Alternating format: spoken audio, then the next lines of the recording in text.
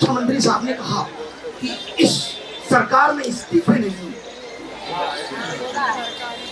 इस सरकार में इस्तीफे नहीं, ऐसे ही पत्नियां छोड़ देते हैं। नमस्कार, स्वागत है आपका द पैम्फलेट पर।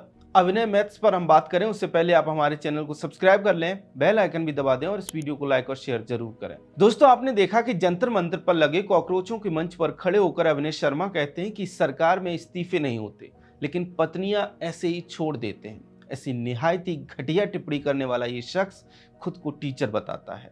हम सभी जानते हैं कि इस तरह की टिप्पणी कांग्रेसी इकोसिस्टम के लोग पीएम मोदी को लेकर करते हैं और पीएम मोदी पर यह टिप्पणी अभिनय शर्मा ने की है। दोस्तों, प्रधानमंत्री मोदी का व्यक्तिगत जीवन भी पिछले लगभग 25 साल से देश के सामने है, देश की जनता के सामने खुली किताब की तरह है, इसलिए हम उस पर नहीं जाएंगे। लेकिन सवाल यह है कि अभिनय शर्मा छात्रों को क्या पढ़ाते होंगे, क्या शिक्षा देते होंगे, क्या संस्कार देते होंगे, जब वे पब्लिक प्लेस पर लोगों को संबोधित करते हुए ऐसी घटिया भाषा का इस्तेमाल कर रहे हैं, देश के प्रधानमंत्री को लेकर ऐसी अमर्यादित टिप्पणी कर रहे हैं, तो फिर भी क्लासेस में बच्चों के सामने क्या क्या बोलते होंगे। दोस्तों, सीधी बात है कि विरोध करना है करिए, जमकर करिए, लोकतांत्रिक तरीकों से करिए, कोई आपत्ति नहीं है। लेकिन प्रधानमंत्री को लेकर ऐसी टिप्पणी करने का क्या औचित्य है?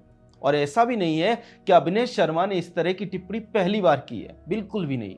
पिछले लगभग 1 महीने से वे लगातार इसी तरह की अभद्र भाषा, आपत्तिजनक और विवादित भाषा का इस्तेमाल कर रहे हैं। आप उनका ये बयान देखिए। भाषाई कौन देखता? नड्डा साहब देखते हैं, जिन्होंने प्रधानमंत्री के चेहरे के अलावा कुछ देखा ही नहीं। देखा आपने, वे जेपी नड्डा पर अटैक करते हुए कहते हैं कि उन्होंने पीएम मोदी के चेहरे के अलावा कुछ देखा ही नहीं। आगे इसी बयान में वे कहते हैं कि मुझे पता ही नहीं था कि जेपी नड्डा स्वास्थ्य मंत्री हैं। बताइए, एक कथित टीचर जो हजारों बच्चों को दिन भर पढ़ाता है, उसे ये नहीं पता था कि देश का स्वास्थ्य मंत्री कौन है। ठीक है कि आप मैथ पढ़ाते हो, लेकिन ये तो बेसिक बात है। आजकल पहली और दूसरी क्लास के बच्चों को पता रहता है कि देश में कौन कौन से मंत्री हैं, लेकिन अभिनय शर्मा को नहीं पता था। मजे की बात यह है कि इसकी भी जिम्मेदारी उन्होंने नड्डा जी के ऊपर ही डाल दी। मतलब नड्डा जी ऐसा क्या करें जिससे अभिनय शर्मा को यह पता चलेगा कि वे स्वास्थ्य मंत्री हैं? क्या अभिनय शर्मा की तरह वे भी अपना एक यूट्यूब चैनल खोलकर वहां रोज बताने लगे कि वे स्वास्थ्य मंत्री हैं? मतलब कोई सेंस नहीं है इस बात का। लेकिन फिर इनकी किसी भी बात का सेंस ही क्या है? कॉकरोचों के मंच पर अभिनय शर्मा ने इसी तरह की तमाम बातें कही हैं। ऐसे में 2 गंभीर सवाल उठते हैं। पहला सवाल अभिनय शर्मा को लेकर कि क्या अभिनय शर्मा नेता बनना चाहते हैं? क्या वे चुनाव लड़ने जा रहे हैं? क्या बुलंदशहर से वे समाजवादी पार्टी के टिकट पर चुनाव लड़ना चाहते हैं? निश्चित तौर पर ऐसा हो सकता है, क्योंकि पिछले लगभग 1 महीने से वे लगातार जिस तरह की बातें कर रहे हैं, जिस तरह से सक्रिय दिखाई दे रहे हैं, जिस तरह से बार बार अभद्र और विवादित बातें कर रहे हैं, इंटरव्यू और पॉडकास्ट दे रहे हैं, उससे साफ साफ दिखाई देता है कि उनकी योजना नेता बनने की है। इसलिए सवाल उठता है कि अगर उन्हें नेता बनना है तो जरूर बनना चाहिए, लेकिन ऐसे बयान देकर क्यों? पीएम पर ऐसी घटिया टिप्पणी करके क्यों? छात्रों के मुद्दों को इस तरह से डाइवर्ट और डाइल्यूट करके क्यों? अपनी नेतागिरी के लिए छात्रों के ऊपर रखकर बंदूक क्यों चलाई जा रही है? नेता बनना है तो जहां से टिकट चाहते हैं वहां जाकर काम करिए, लोगों के बीच में जाइए, उन्हें बताइए कि आप क्या चाहते हैं। लेकिन प्रतीत होता है कि इन कथित शिक्षकों को लगता है कि विधायक बनने का, नेता बनने का आसान तरीका यही है कि कुछ विवादित बोल दो और मीडिया में छा जाओ। याद रखिए, अवध ओझा ने भी यही तरीका अपनाया था। दिल्ली विधानसभा चुनाव में उन्होंने आम आदमी पार्टी से टिकट लिया और तमाम तरह की अव्वल दर्जे की बकैती की, जैसे कि केजरीवाल कृष्ण के अवतार हैं। इस तरह की बातें करके उन्होंने मीडिया में खूब फुटेज खाई, लेकिन परिणाम क्या हुआ? वे बुरी तरह से चुनाव हार गए।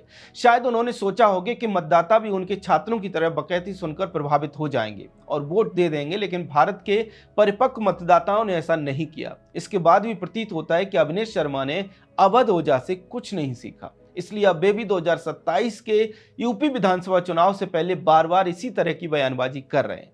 अब दूसरा सवाल कॉकरोच जनता पार्टी और अभिजीत दीपके को लेकर खड़ा होता है। दीपके का कहना था कि वो छात्रों के लिए प्रोटेस्ट कर रहा है, छात्रों के लिए जंतर मंतर पर मंच बना रहा है, लेकिन उस मंच पर छात्रों के मुद्दों को छोड़कर, छात्रों की बातचीत छोड़कर सब कुछ होता दिखाई दे रहा है। मंच पर विजेता दहिया कभी डांस करता है, कभी कोई LGBTQ वाला आकर राग अलापता है, कभी मारपीट होती है, कभी आपस में लात घूंसे चलते हैं, और अब ये अभिनय शर्मा आकर पीएम मोदी को लेकर ऐसी अभद्र और घटिया टिप्पणी कर रहे हैं। तो इसका जवाब कॉकरोच जनता पार्टी और अभिजीत दीपके को भी देना पड़ेगा, क्योंकि मंच तो उन्हीं का है। खैर, अभिनय शर्मा की टिप्पणी ने एक बात साबित कर दी कि कोरोना के बाद यूट्यूब से जो स्टार टीचर बने हैं, उनमें से अधिकतर ऐसे ही हैं जो इस तरह की बकैती करके कुख्यात हुए हैं। चाहे आप फैजल खान को उठा लीजिए, चाहे आप अवध ओझा को उठा लीजिए, चाहे विकास दिव्य कीर्ति को उठा लीजिए या फिर अविनेश शर्मा को उठा लीजिए, सभी के सभी शिक्षक कम बकैत ज्यादा प्रतीत होते हैं। और बुलंदशहर के अविनेश शर्मा ने तो मानो शर्म बेचकर बुलंदशहर के मशहूर कांची के बड़े खा लिए। खैर, अविनेश शर्मा की बाहियात टिप्पणी को लेकर आपका क्या कहना है कमेंट सेक्शन में हमें जरूर बताएं।